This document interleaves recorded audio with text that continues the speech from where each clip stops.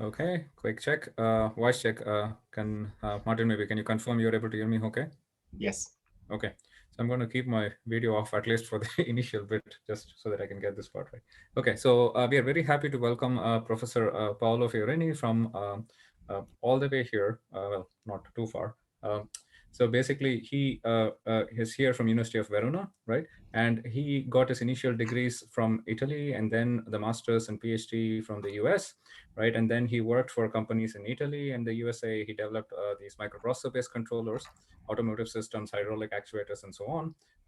I hope he will talk about the next bit, which is from 85 to 2000 for 15 years or so. He was with the JPL, Jet Propulsion Laboratory at Caltech, and he worked on autonomous and teleoperated systems for space explorations and space experiments. Then in 2001, he came back to Italy and he went to University of Verona, where he's now a professor of computer science. And he also, around that time, he founded the ALTAIR robotics lab, and to develop solutions, robotic systems for space, medicine, logistics. And for instance, one of the things that I know him from is we have some collaboration in the surgical robot stuff. And so these have been funded by a variety of funders, national and international, including the European programs FP6, 7, the H2020, and the European Research Council. And he's an IEEE Fellow, and he also has several NASA technical awards. So I'm very happy to welcome him. And so Paulo, how do you? You go ahead, start with your talk. All right. Thank you very much, Mohan, and thank you, Martin, for inviting me. And good morning, everybody. So let me get started right away. Let me share the screen. Hopefully, it will work well also this time. All right, and let's see. What do I need to do here at this point? Okay. Do you see it well? Yes, Paulo. One quick question we usually ask speakers. Do you want people to hold their questions till the end, or would you like them to ask some questions in the middle? Well, this is indifferent. Okay. Why don't you ask the people can ask their question while we're doing the presentation, so they are fresher and they are more at the point, I think. Okay. So clarification questions they can ask during the talk. Thank you, Paulo. Go ahead. Thank you. All right. Well, thank you for the introduction, and let me and extend a little bit what Mohan mentioned about my background. When I work in a JPL, I did my day job was on teleoperation for space operation and particularly for low orbit repair and experiments on the space shuttle. And so to compensate that, my PhD work was on autonomy. And I developed something that was called the velocity obstacle algorithm for motion planning in dynamic environments. And then the interest in autonomy of robotics has always been coupled to the interest in teleoperation. And so I've been, when I moved back to Verona, I continued this double phase kind of interest.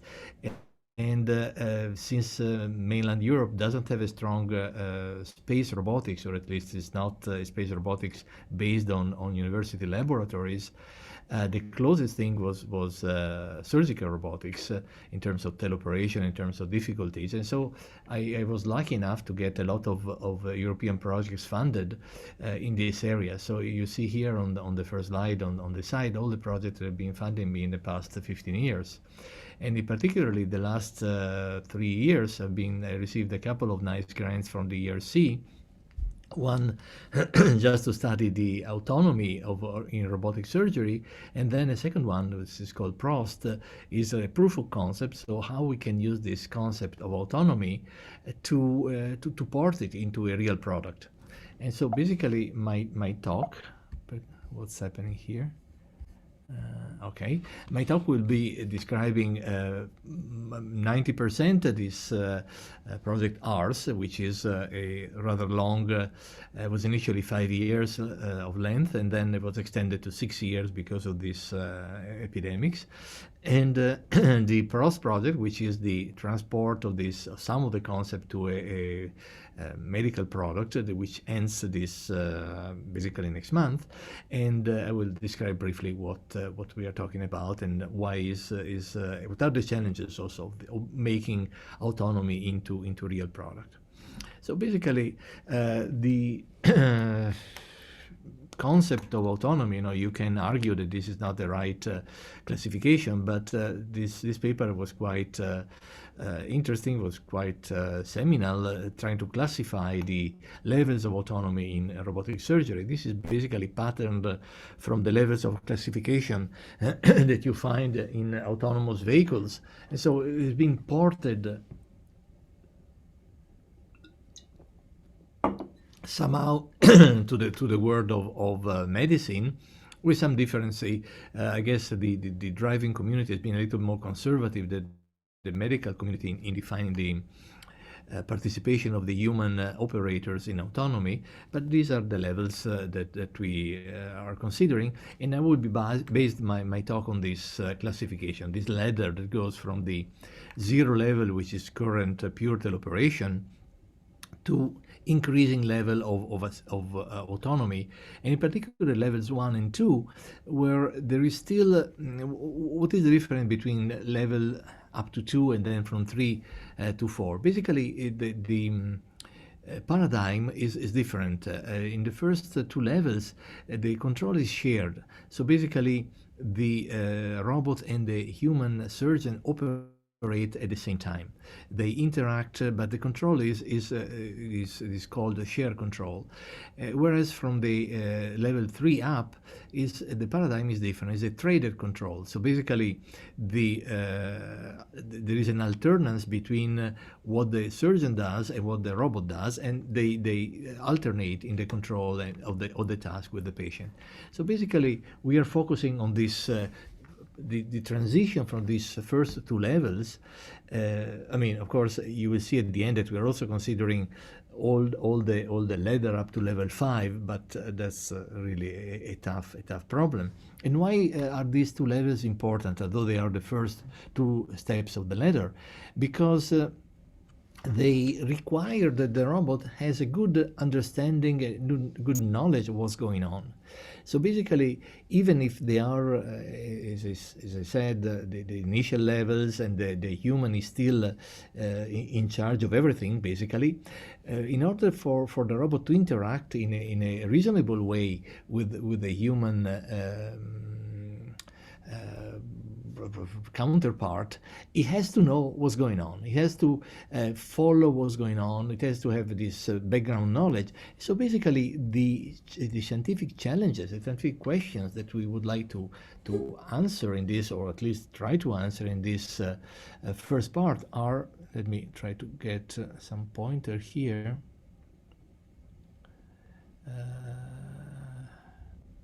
Right, okay.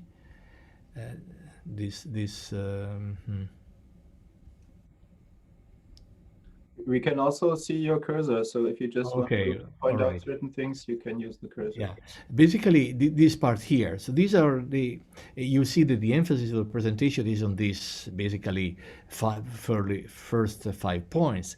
But then there are these, as I say, ancillary considerations. So simulation, and I'll see why, show you why is it very important. Then the metrics, because we really want to evaluate the autonomous robot with the same toughness, if you want, that we use for medics, and also haptics, because there is also the point of allowing the transition between the autonomous or the robot controlled task and the human. And so force feedback or haptic feedback is a very important means to communicate with the human. And then just an initial thing that we are doing on safety.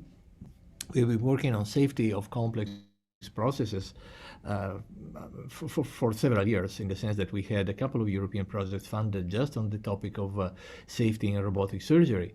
But now, bringing this autonomy into the picture, it clearly shows that we really have to have a very comprehensive approach to safety, because robots are required to be much safer than human operations.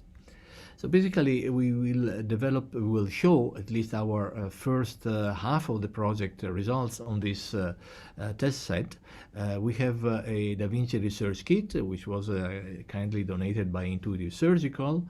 They donated the earlier, this is the first, it's called the standard Da Vinci, the first commercial product that they had, and they donated it to a number of laboratories around the world.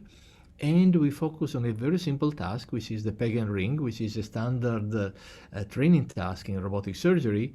And we will show you that we have been able to do it autonomously by the robot without any human intervention. So basically, how do we do this?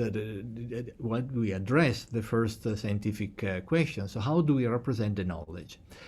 Basically, we let's see all the things. We have two approaches. One that I call top-down. So basically, we rely on the available knowledge, textbook, interviews, picture illustrations, so all the material that is available. Then we can duplicate a task, and this is a way to train the robot to perform, you see, a specific section of an action. And then there is the other way, which is bottom-up, and you probably are aware of the importance of data and so forth. There is an area which is called surgical data analysis, surgical data science. But it's a very, very difficult problem, and I'll show you what we've been doing in collecting data and analyzing data.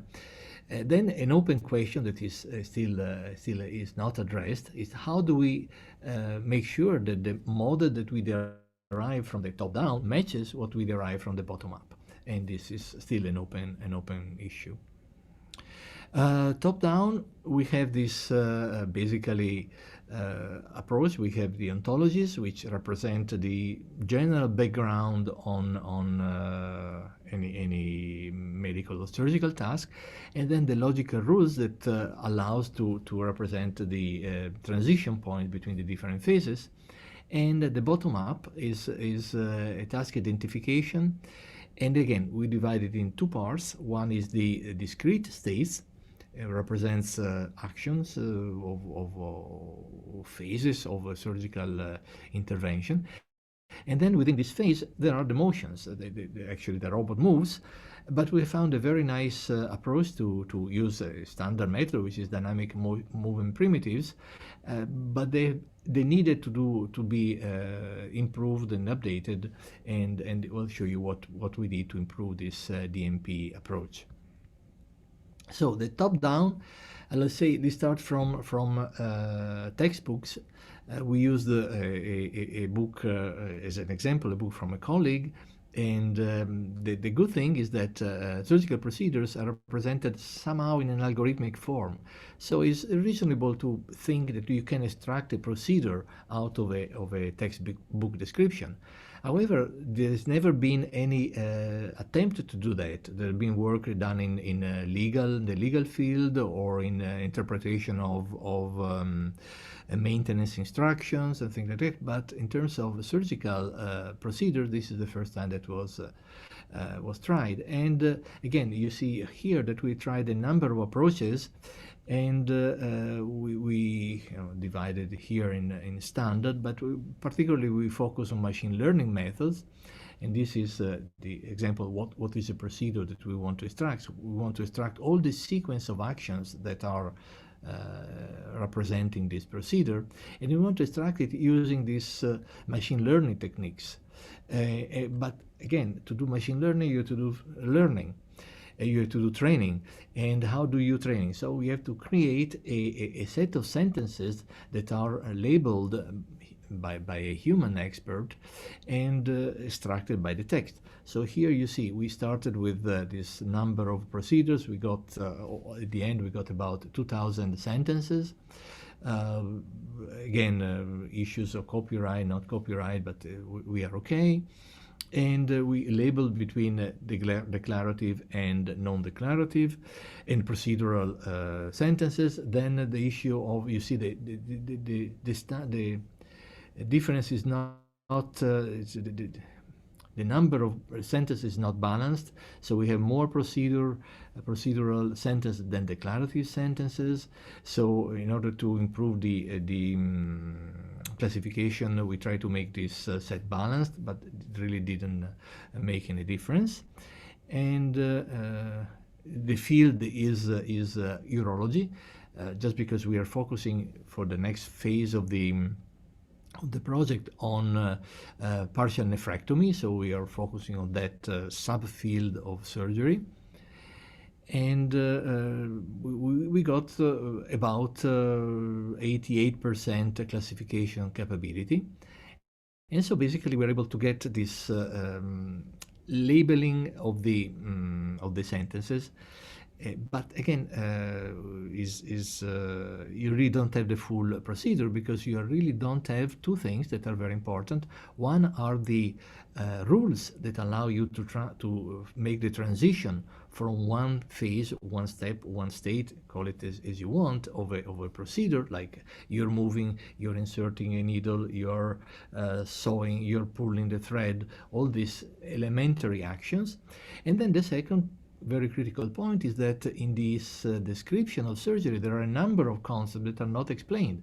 Of course, you know that if you cut a vessel, you get the blood coming out, so you don't need to explain it to write it in the surgical procedure, but the robot doesn't know that. So we have to come up with integration and developing of ontologies. And so this is, again, an open question that we are addressing. How do we learn or we increase the existing ontology of surgical knowledge, which is available, is developed by the group of Pierre Janin in France, at the University of Rennes. And we are collaborating, of course, with him to try to increase and to expand this. But then it will be, the interaction between the plan and the ontology is still an area that we need to explore, especially because if you are executing a plan and something unexpected happens, you have to replan. And as long as you are in a very limited domain, as you see this peg and ring task, we can do it. But if you go to a real domain, you cannot do it, and then you have to go to the ontology, try to acquire other concepts and expand your knowledge. The other open point is how to extract rules from the text, and this is again one of the lines of research that we are following, and we just started, so we have no results in this area yet. How do we represent the rules? Rules, we want to basically follow these three main constraints. We want to have an explainable plan. The plan has to adapt to the real environment, so it has to be easy to ground the rules, and has to be flexible, so avoid being a black box. So basically, we decided to use this approach of answer set programming, which is easily understandable. Anyway, is a logic programming, so there are rules that are somehow can be converted or understood rather easily by a human person.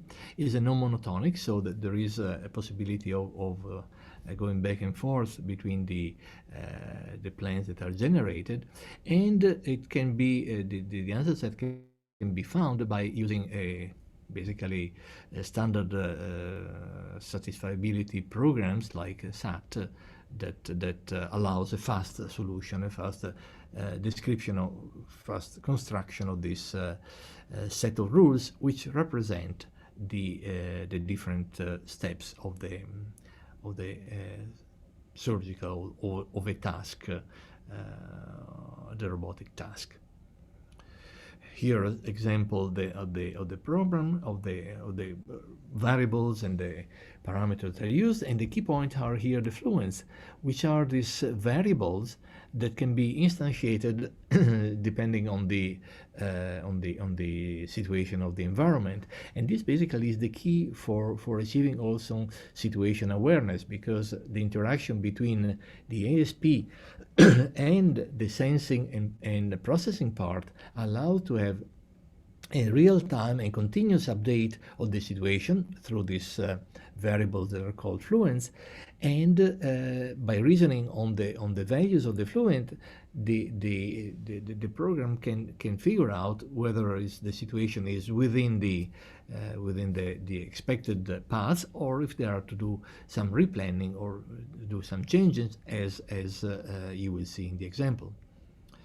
This is the example that I'll show you later on, and the task is rather simple. However, we make it a little bit more complex by creating fault situation, by having the two robotic arms to work in parallel. So it's a reasonably satisfying demonstration.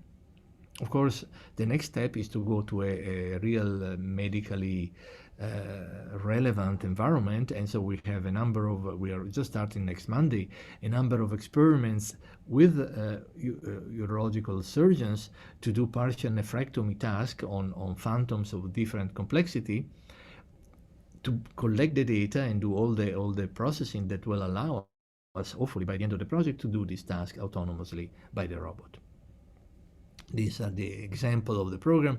To say that it's readily explainable is a little bit far-fetched statement, because I don't think a surgeon really understands very well what is written here, but I think it's easier, and I just asked Daniele to work on that, to transform this set of rules into a natural language set of statements that can be at that point, easily understood by a surgeon. These are the example, but it will be easier to see it in the movie. And of course, the issue is how all these rules were made designed by hand. So how do we do this improvement or automatic learning?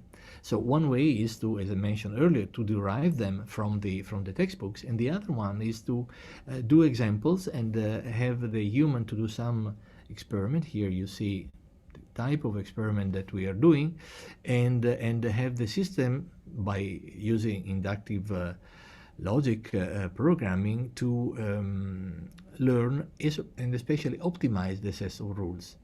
Of course, here is fundamental to use simulation, because you know that to do a reasonable learning, you have to spend an enormous amount of time in simulation or in learning phases, and by the time you have learned, you also have broken the robot. So the only way to do this in a reasonable way is to use simulation. And so the question is how simulation is, how we can make a realistic simulation, what does it mean to be realistic, and you will see in a moment our approach. So these are the how we develop this planning and program and task description, how we improve it, how we find the basic statements, we derive the basic statements from previous knowledge. The other life is bottom-up, learning from data. And again, we have two levels. One is the high-level discrete definition. The other one is, within a discrete definition, how we represent the actual motion of the robot. And we use the framework of hybrid systems, hybrid automata, because it's flexible enough, and we are not dealing yet with probabilistic approaches, although the underlying approach is a Markovian model, but we are not doing all the a priori modeling of probability densities and so forth, because we really is a little bit difficult at that point. So these are the two parts that we have of the model, the discrete components and the continuous components right here. And let's start with the continuous component that is in a sense, so we start with the discrete part, and you see here the problem is a little bit complex, although we are addressing a relaxed identification problem. But basically we have the data and we assume that we know the states, we know the sequence, we know the function, the transition between the states,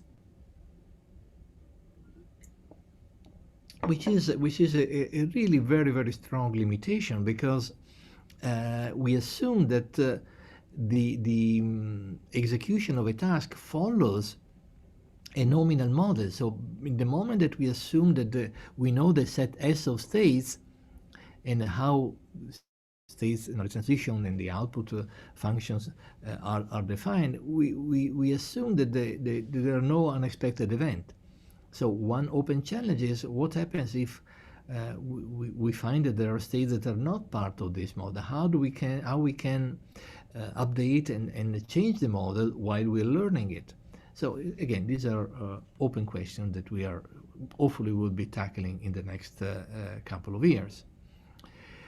And we have some good results that we haven't, we are just achieving some results and we haven't published yet in this classification part. But again, one of the constraints that we put to simplify the problem is that we assume that the continuous motion, so basically what happens within each one of these states, so this basically function f and function h, are this of this form. So they are represented as differential equations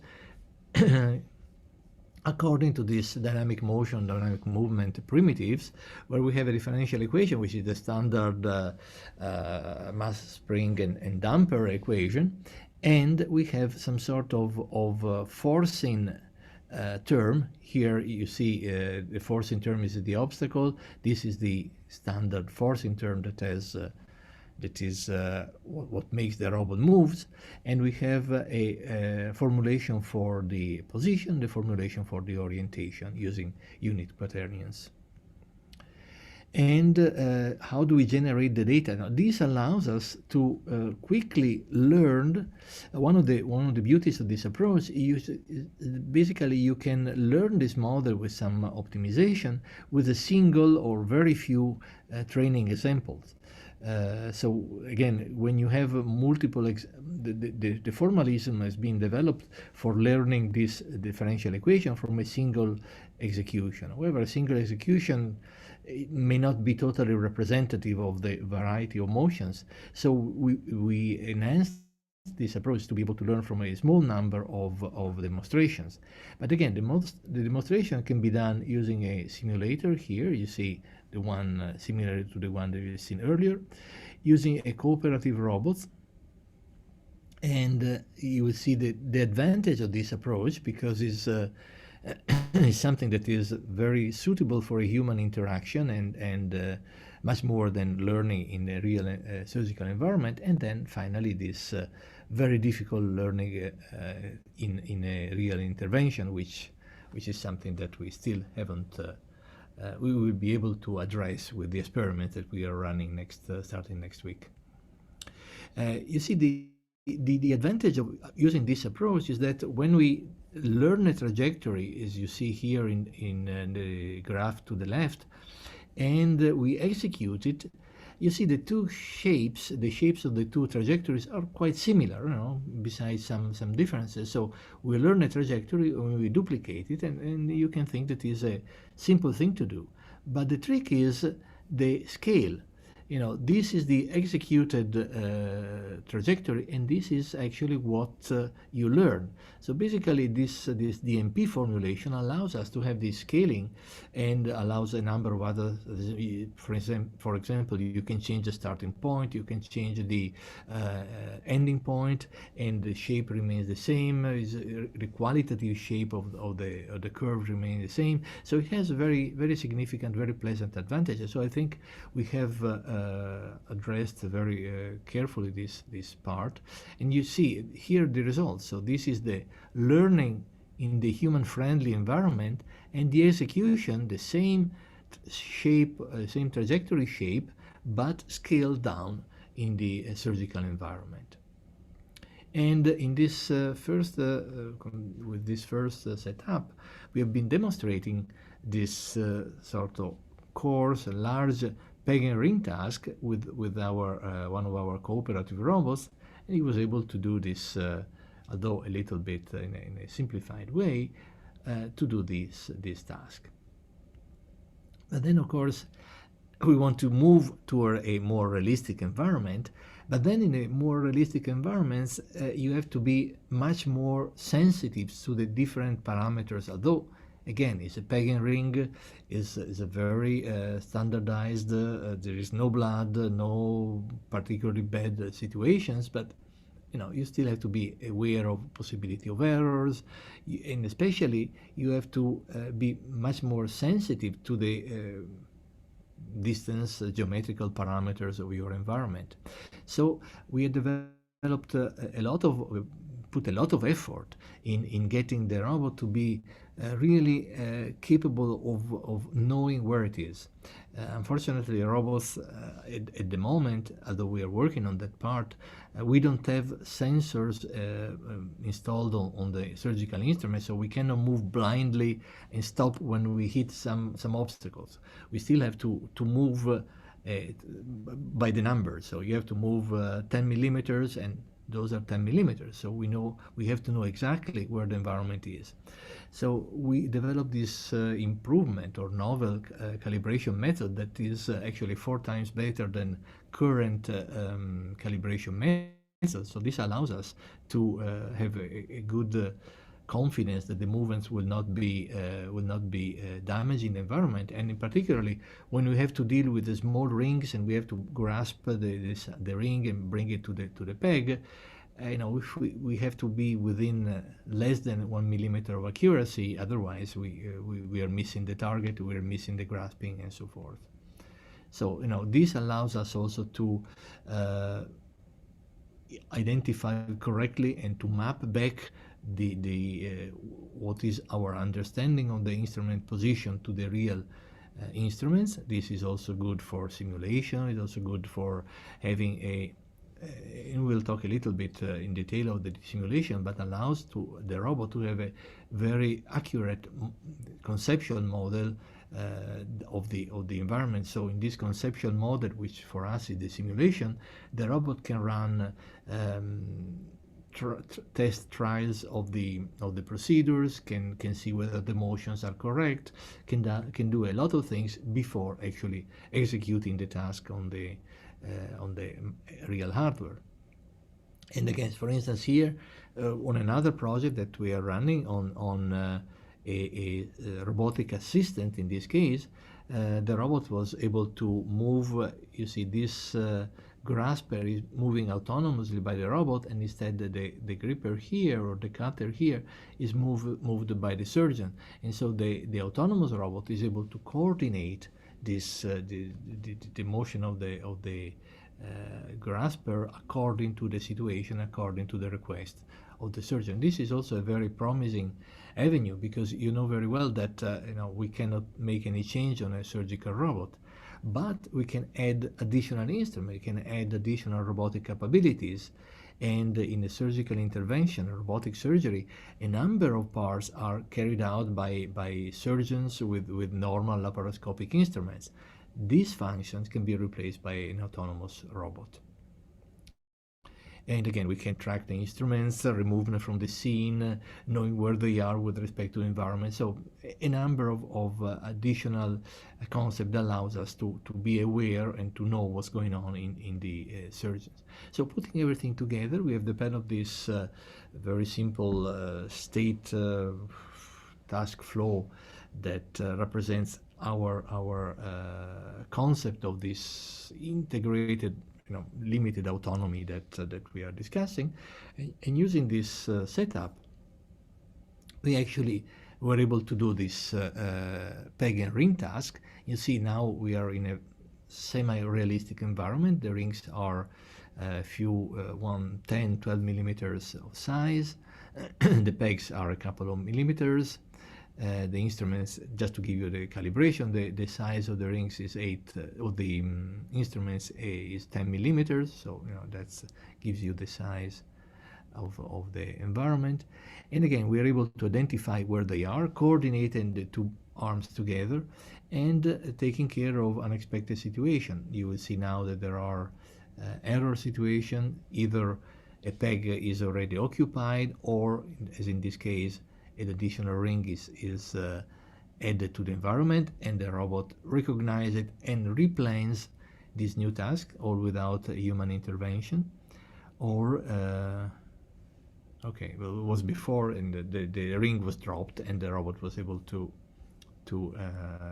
pick it up again. What do we use simulation? Just the last 5-10 minutes, I want to do this additional concept. Simulation is, as I said, our conceptualization of the environment, but there are a number of questions. You know, if you want to have a realistic simulation, you need to have biomechanical properties, because you want to measure or to be aware of how the organs deflect, what is the effect of your touching a tissue, touching an organ.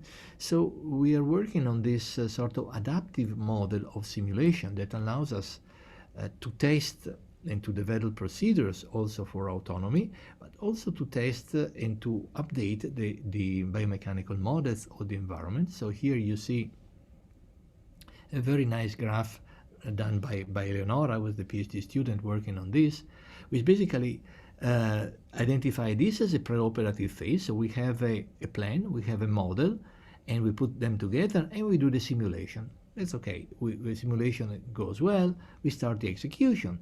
But you know, there are so many uncertainty. We really don't know whether the models are correct, whether the positions are precisely defined, and so forth. So basically here we want to be able to collect data and use this data to do on one side the situation awareness that we have seen earlier, but also on the other side we want to update the model of deformation. So we really need to have biomechanical models that can be easily updated and corrected in real time.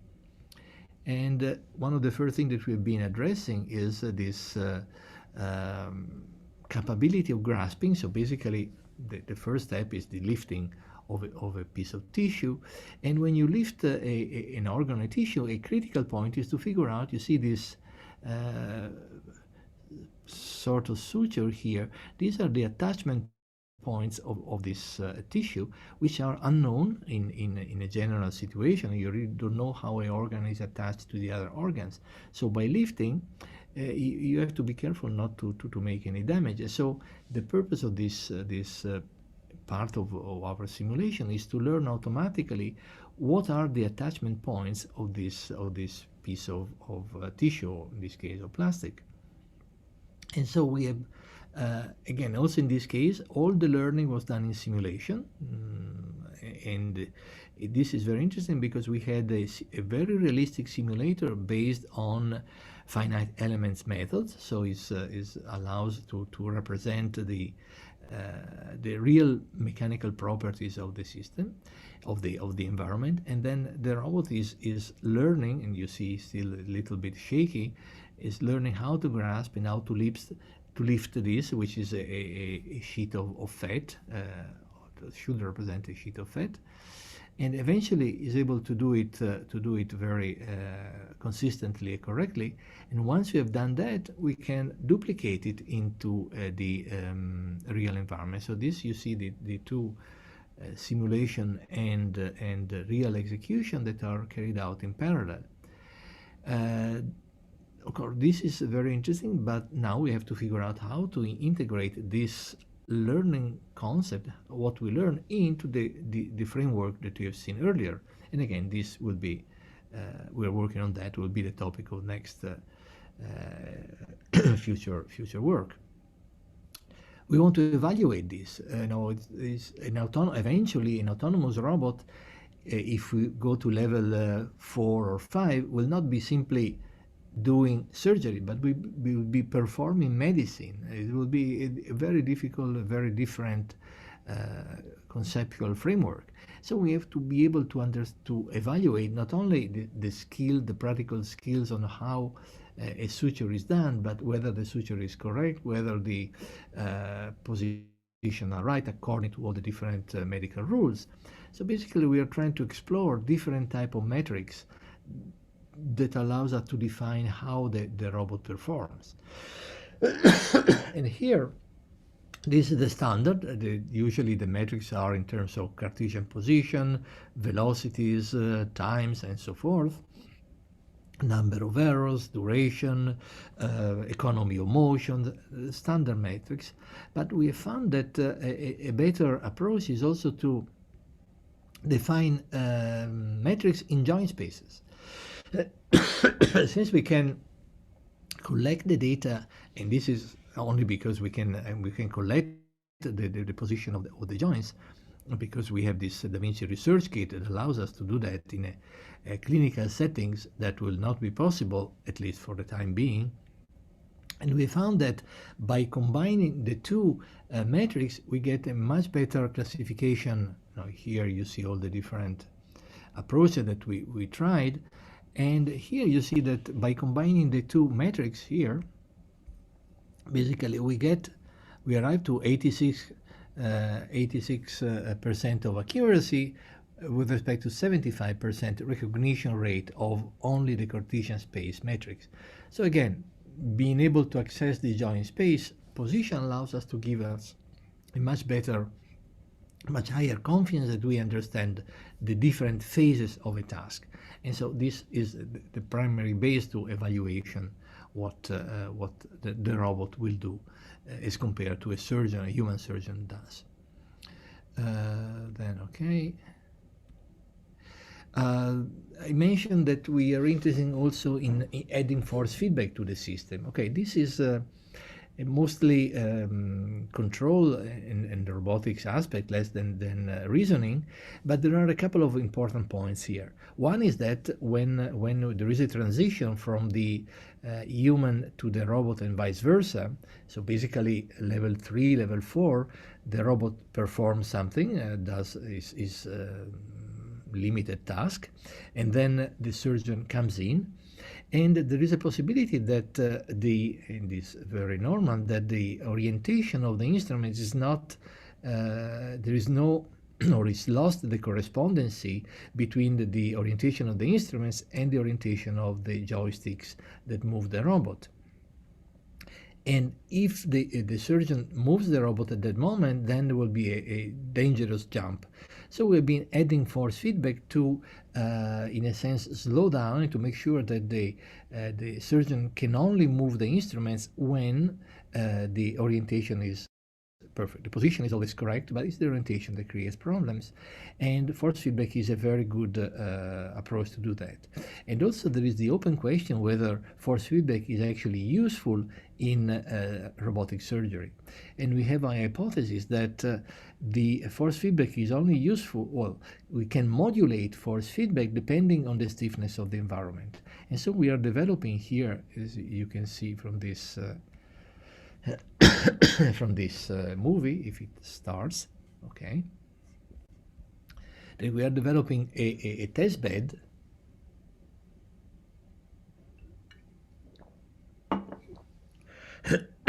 first we tested in industrial settings, and then we moved to the anatomical setting. This is a pegging hole classical task. You see here the robot is still very shaky.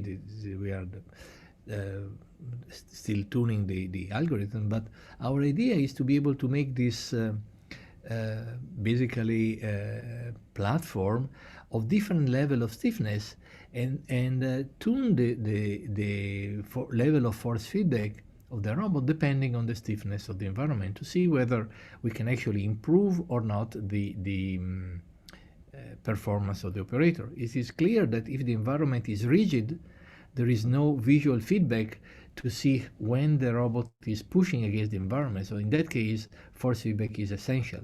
But when the environment is soft and it deforms, then the user sees or is able to judge, after some training, of course, the force applied to the tissue by the deformation that he sees or she sees. And we want to see whether force feedback is a confusing factor or is a helping factor, depending also on the training on the surgeon. Because if you are a robotic surgeon with 20 years of experience and used to assess immediately how much force you are applying to the environment, then having force feedback perhaps is more confusing than advantageous. And then finally, to finish this first attempt to understand how we can somehow prove that the system is safe And so with the idea of doing certification at the end. And so certification is a very, very critical point because, as you probably know, machine learning cannot be certified. I mean, you can do machine learning, you can develop your neural net or whatever you want to use, but then has to be frozen in time and space and cannot be changed after the system is deployed. So here we are the concept we are trying to explore is that we really need to maintain some level of constant interface between the different levels of autonomy, and this constant level of understanding will be based on the concept of contracts. So between all the elements and within all the level of autonomy, there have to be verifiable contracts between the subsystem so that system can trust each other. So basically, a robotic system developed with this approach will be basically self-certifiable, and when you replace a part or you make an addition, the system will be able to autonomously self-certify that the piece that had been added, so machine learning or an update of the operating system or a new sensor, still satisfies all the rules, satisfies all the interface requirements, and so it doesn't affect the safety of the whole system.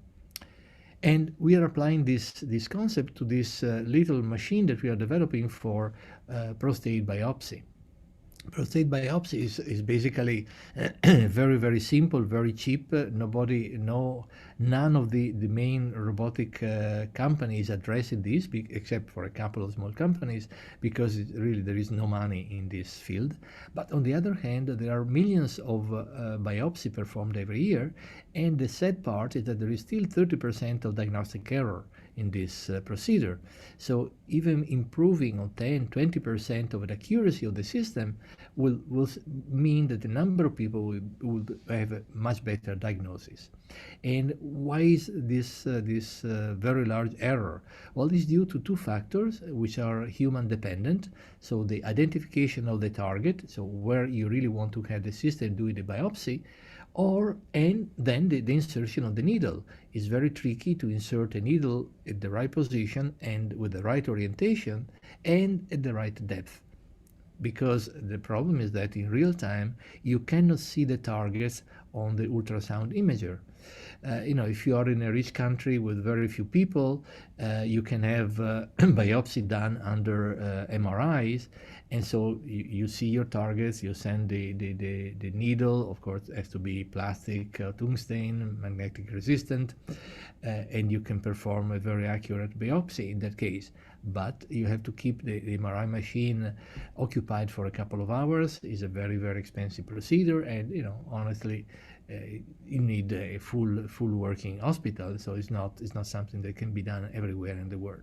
So we are trying to get this accuracy both in terms of the identification of the target, machine learning. We are examining a number of several thousand MRI images and validate them with virologists to try to find all the positive targets that have to be reached. And then you see here this little very simple 4 degrees of freedom robot that allows the accurate positioning of the needle. This was the earlier version. Now we have a new version that measures also the insertion of the needle, and so when the needle is inserted at the right distance, there is a flag coming up and the surgeon can start the biopsy. And we have done a number of tests on cadavers in the last couple of months. They seem to be working very well. So now we are, of course, in this very difficult phase of collecting or try to find funds to continue this research and make it into a real product. This is some of people in my group. You see, it's a large group, but I'm almost ready to retire. So there are young researchers and colleagues that will take my place, and of course, that's all the work is due to their work, not mine. And so, thank you very much for your attention. Thank you very much, Paolo. Thank you very much. That was an interesting talk, as you A little promised. longer than I expected, but it's A nice thread going through multiple years. This is always nice to see. Okay, so opening up for questions.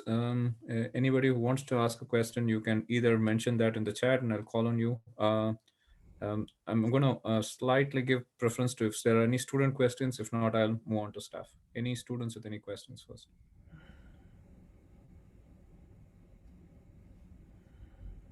Okay.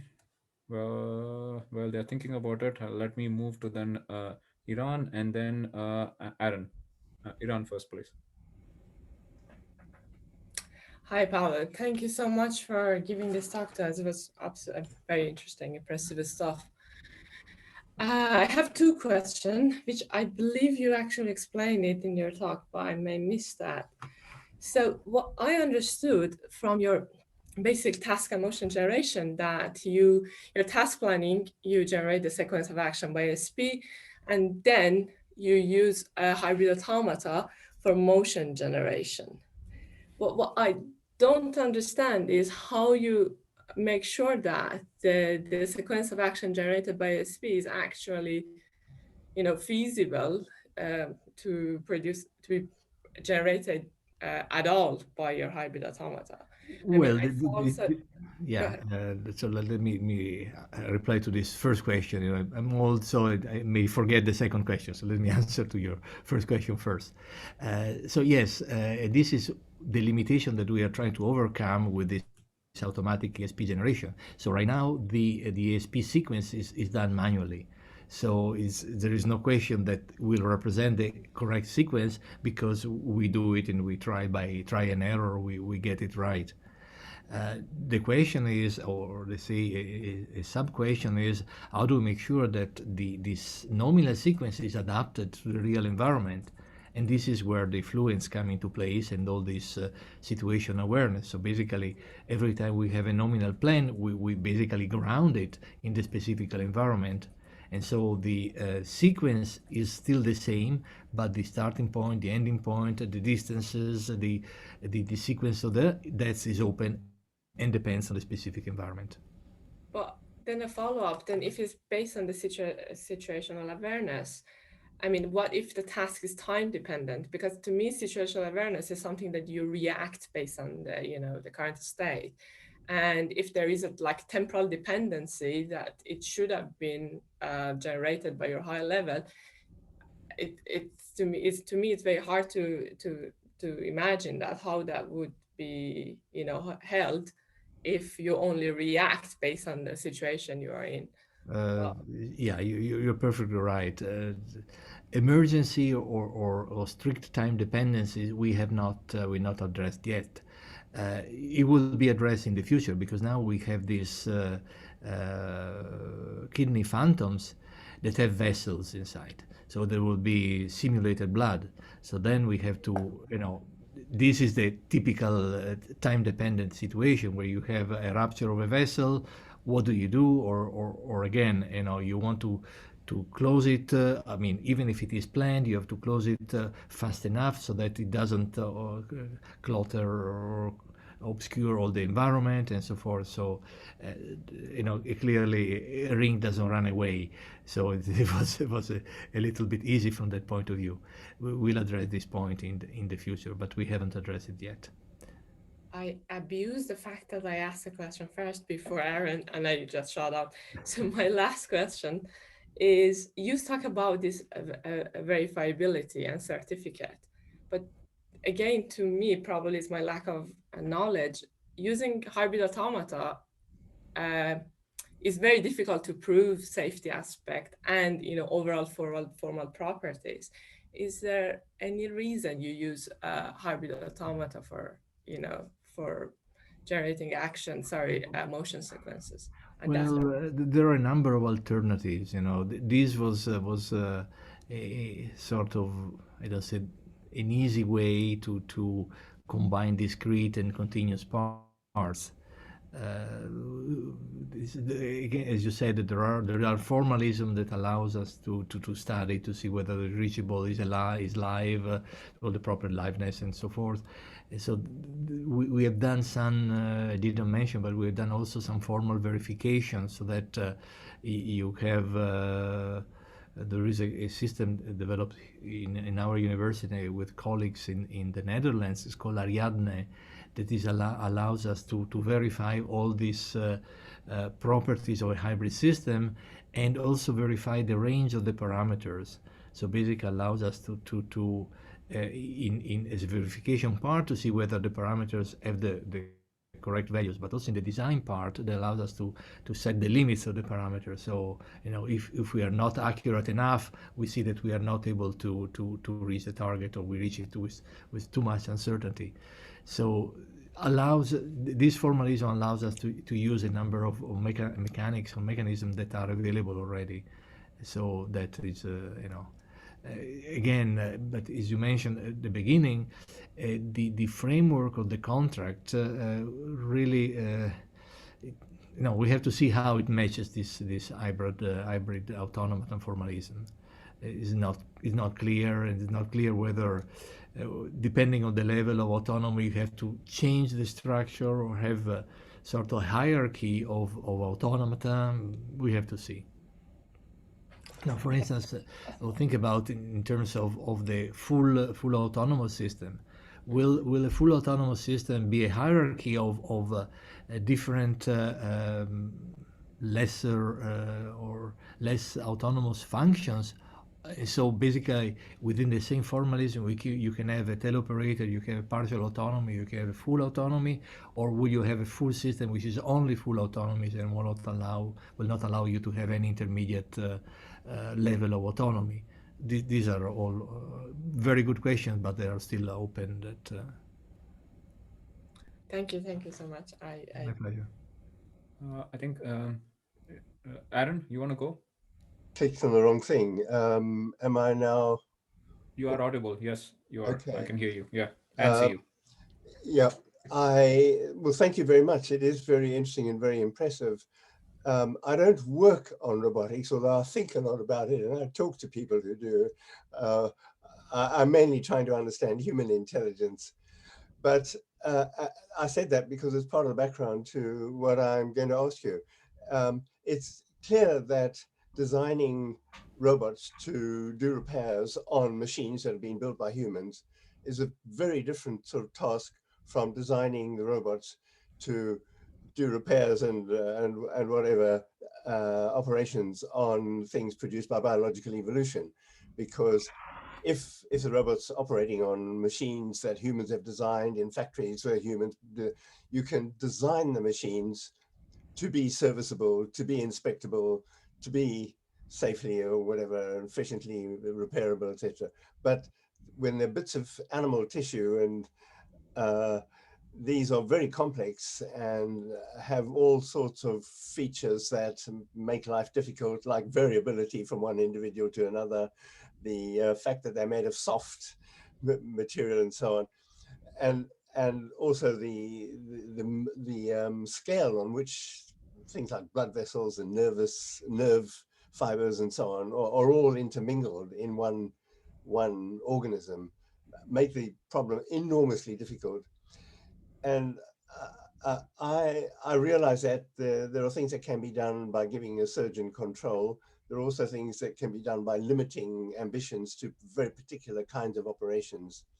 But I wonder in the long term whether this work could benefit from studying what a child has to learn about space and spatial manipulation, say in the first 2 years of life, because they can do all sorts of things that, as far as I know, robots can't. They can adjust their actions dynamically in very sophisticated ways, moving several body parts at once by the time they're about 17, 18 months. I've got videos of things, and lots of parents with children have videos that, if we can get hold of them, will be full of data that would be useful. But I just wondered to what extent you think it would be useful, and whether anyone is actually trying to find out how much a human child, or for that matter, a bird manipulating stuff when making a nest, or chimpanzee manipulating things in the environment. Is there work on trying to find out what evolution has produced to produce delicate manipulating capabilities so that they can be used in this context.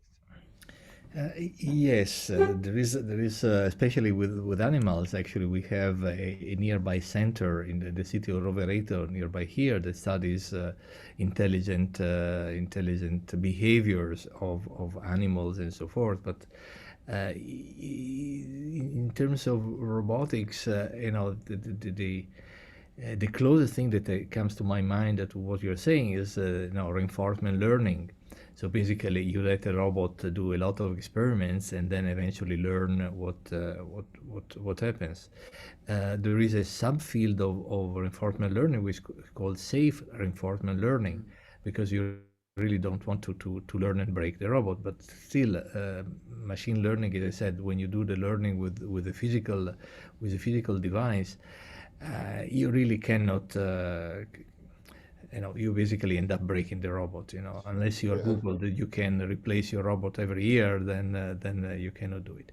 And also there is a philosophical question at the end. Basically, I mean, I think you cannot prove that you learn everything. There is always something that.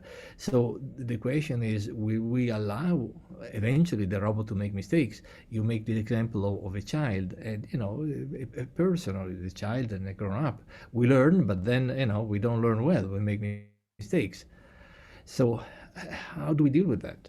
So I think that, in effect, I didn't mention it, but was written in one of the slides. But one of the points of learning this ESP was to also give false examples. So basically, wrong examples that you can learn what not to do.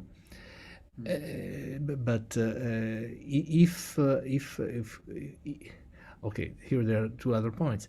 So will we able to allow the robot to continuously learn? Because this will be the most obvious situation. So the robot has a given knowledge base and a given mechanism to learn, and then eventually is able to refine his knowledge about tasks. But he refines the knowledge by making mistakes. Sure. And making mistakes in robotic surgery means killing people. So what is the trade-off? And again, I think we cannot avoid to assume, to accept that the robot will make mistakes eventually, so we have to account for that. But it turns out that there is much less humans, or we are less prone to accept machines to make mistakes that we do with humans.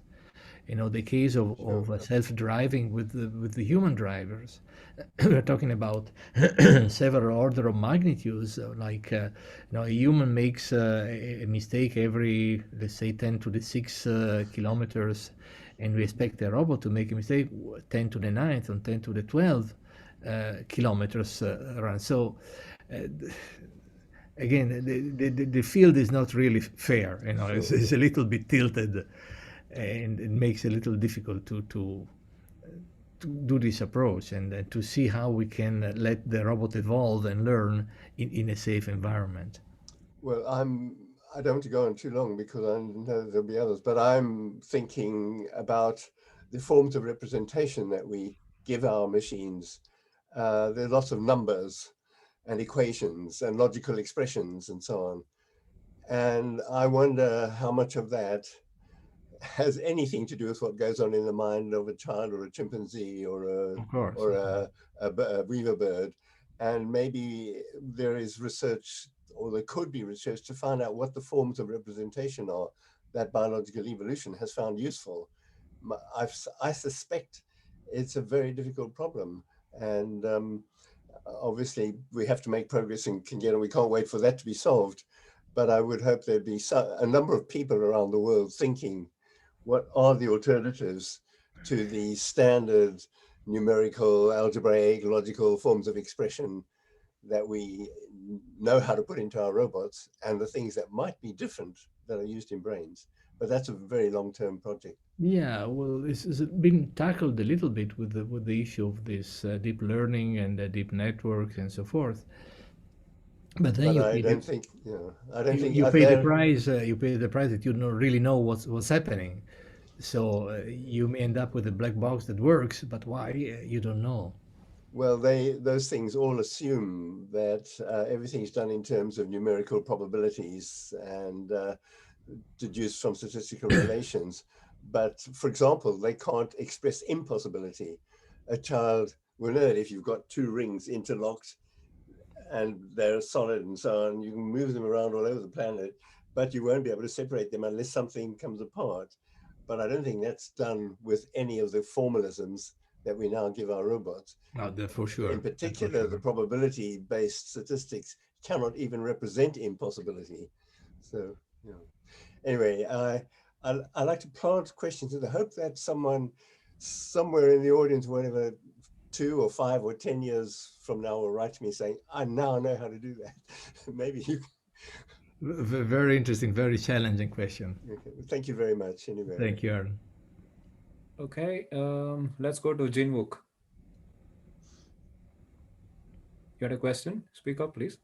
Yes. Hello, I'm Jinwook Kim. I'm actually a urologist visiting Professor Cheng's lab in Vision, and I felt that it would be very improper of me not to submit some comments on the robots. So I've performed robotic surgery on the prostate and the kidneys, and the most limiting step I've mostly felt during the transition between on-hand surgery and robotics was the lack of sensation. So as Professor Sloman has said, that perhaps there are something more than what surgeons do when we perform something beyond visual, something beyond Cartesian coordinates and precision.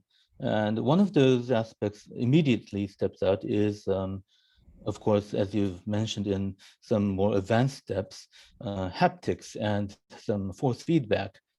And mostly the current status of robotic surgery is rather not a very high bar at the moment. Surgeons performing prostatectomies don't get a very good outcome, and robotic surgery at its current state is also not performing very well on the same level. I think this major limitation is generally to surgery itself, and what we actually are being limited as humans performing surgery is that we only have these senses. And perhaps, as I know, I've noticed that you've said that we cannot make changes on the surgical robot, and that is a very big limitation you've mentioned, but perhaps 10 years, 20 years down the line, the surgical robot should, in fact, be employed with more senses than the human. It should be able to sniff out small molecules that are floating around in the body. It should be able to sense microelectrode pulsations that are traversing through the tissue. It should be able to sense more and be able to incorporate that within its motions. And perhaps that should be the next step, because at the present time, robotics surgeons and the robots performing them itself, they are performing as well as humans and perhaps more, but that bar itself isn't very high. The cure rate isn't very good. The complication rates are very high. And so perhaps robotic surgery, in my opinion, as a surgeon, should be able to be performing a lot better in the future. Well, thank you for your comments, and I totally agree with you. When I said that we cannot add new sensors and new devices to the robots, I only mean to the current commercial robot. In fact, in a few minutes, at 1, I have a meeting with the people from Electronics, which they are producing, or they are finally presenting their new robot, and we'll try to see what they're planning to do that. I hope that Cambridge Medical will be able to, as a very, very powerful startup, to have a more an approach more in line to what you're mentioning. So basically, being able to give the robot superhuman capabilities. So, being able to sense in our little laboratory, we have been doing some electrical impedance testing to be able to discriminate between different tissues, different organs, just with measuring electrical impedance. But as you said, think about the OCT, for instance, being able to do tissue identification on the spot while you're doing the surgery. So being able to identify exactly where the boundaries are of a tumor. So all the things are technology that are, I don't say available, but they're possible. And here we are facing the problem of the market. As long as there is no competition, as long as the procedure to, or the sequence of steps to certify a new machine is so long and so expensive, it will be very hard to have new products coming in. In fact, I mentioned this project that we have of having additional, a sort of, forgive me the terms, a robotic replacement of a bedside surgeon, because that probably is an area where there is some leeway.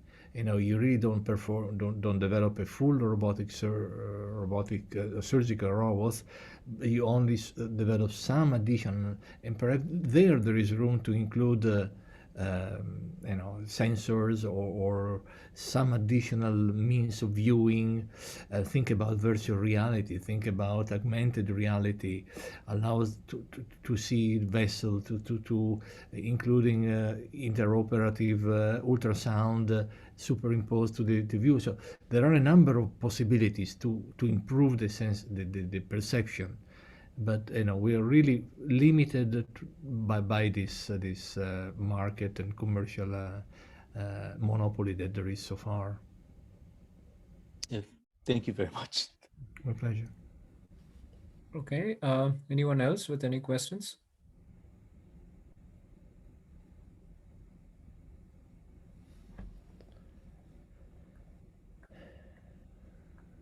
I wanted to ask one. Maybe I'll do it then. So, so you were talking about Paolo. Can you hear me? Yeah, sure. Go ahead. Okay. So if you can hear me, so you were talking about doing these metrics, right? With these different metrics, with joint space and other metrics together to help with it.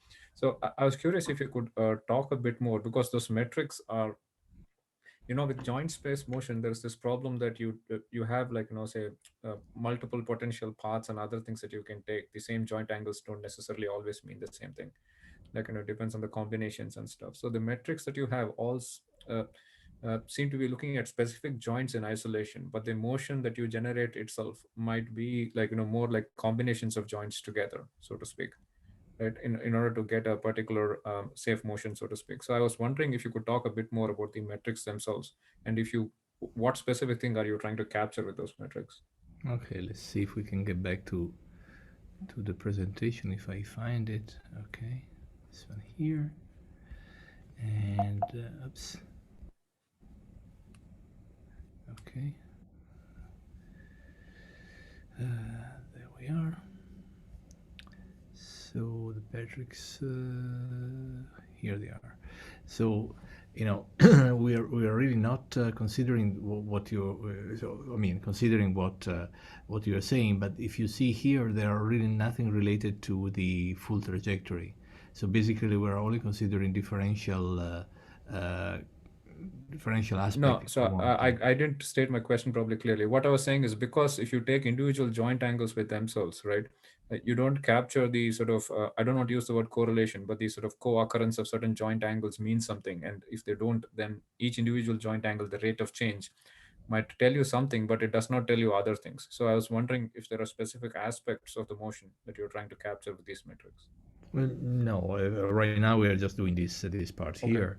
But of course, this will be an interesting point.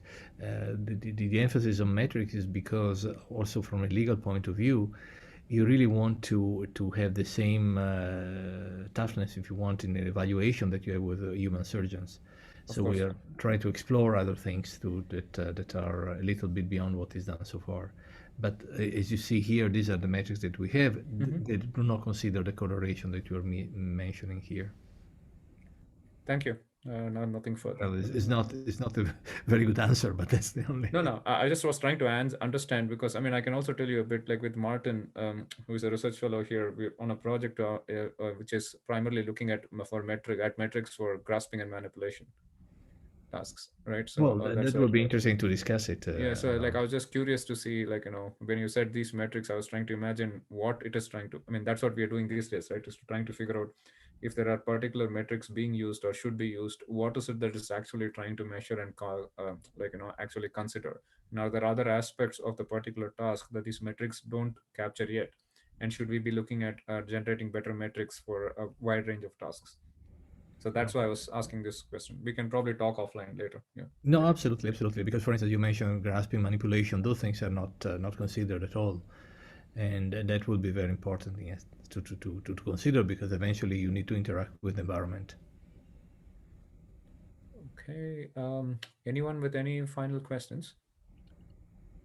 Actually, I would jump in with a question here, which is sort of related to this grasping manipulation benchmarking or testing. And you mentioned that you used soft tissue simulation to kind of train the robot in a safe environment.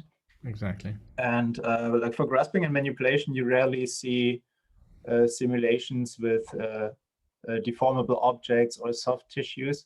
So I was wondering what kind of problems you may run into using this simulation, and how your experience with this soft tissue simulation was. Yeah, that's a very, very key question. We have been doing a lot of exploring with different type of simulation, and then we decide to use this SOFA environment, and we have an ongoing collaboration with the group of Strasbourg.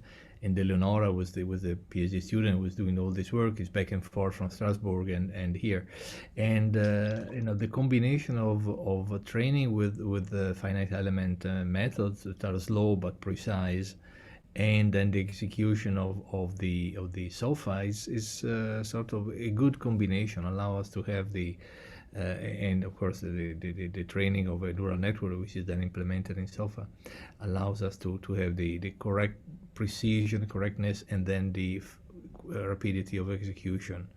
So it's a good compromise. But basically the framework, because also SOFA has a FEM embedded in, but it wasn't working too well, so we had to use it on a side to be able to have a better simulation. Okay.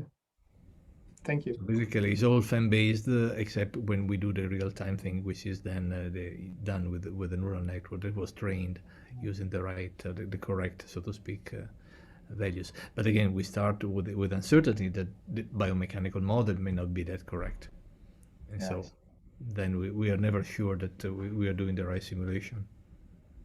Do you also vary the parameters of the tissues, of the simulated tissues, to increase like the robustness, for example? Well, we use, I don't understand the question. Where do we get the parameters? Yeah, like the parameters for the modeling the soft tissue. Just from the literature, you know, literature experience. The center in Strasbourg done a lot of measurement, a lot of ex vivo, in vivo testing. In fact, the last test that we did was applying this framework that you have seen on a kidney just extracted from a patient. So, you know, really ex vivo from a patient, and to see the simulation, and that seems to be adapting quite well. So the parameters are reasonably correct, but it's still a very, very preliminary approach, preliminary results. Okay, good. Thank you. My pleasure. Sorry. Hello. I just have a question about this tissue modeling. Like, are you making any assumption on, I don't know, that the properties are isotropic? I can hear you very, very badly. Sorry. Somebody. Can you hear me? Yeah, better. Thank you. Thank you. So I was wondering about this tissue modeling, if you are restricting like the testing to some specific properties, like you assume that the tissue behavior is isotropic, or like you are doing some compression test or some specific I don't know, making assumption on the property of the tissue. Yeah, that's a very, very important point. Think about the dishomogeneity that there are when you have a vessel or thing like that. So at the time we use isotropic models, homogeneous tissue model, we would like to extend it to, or if they are not homogeneous, they are very clearly separated. So we have the organ and we have the flat, the sort of fat layer on top of it, but they're not blended. So there is a clear difference between the two. But a real organ is not isotropic and is not homogeneous. So again, we will be, in reality, we had an earlier PhD of mine did a very interesting thesis where he could define all different structural properties of the organs depending on different isotropic properties with a separation layer, and he was defining the separation layer as the transmission between one material type to the next material type, and he had very good results. Then he started a startup. He didn't develop that thing further, but that was a very good approach. Unfortunately, it was done in was shading and some sort of a language that is not supported anymore. So basically, that approach was a dead end, but would be very useful to pick it up again. But what, like, if you, like, from results from simulation and then you translate to experiment on more like similar to human tissue, what is the like the performance? Do you feel like only this type of test in simulation don't allow you to like generalize well on them more similar to human tissue? Well, or is so that far, good enough, let's say? well, so far we have made this the two generalization. One is the one that I showed in the simulation where but then again it was we trained the system on the parameters of the model, which is a layer of silicon, and that was well known, and so we modeled it very well. It seems that the same model applied to the ex vivo. So basically, the ex vivo was we had this kidney extracted from a patient, and then the example was to basically scrap the fat out of the kidney, and that seems to have worked very well. I haven't read the complete report yet, so I don't know, but Eleonora was quite satisfied, quite happy. And now we are trying to do the same thing, but with silicone kidneys with a layer of fat on that. So we'll try to do this scraping of the, but again, the uncertainty of the parameters is critical. Thank you. You're welcome. Okay, anybody else with any questions?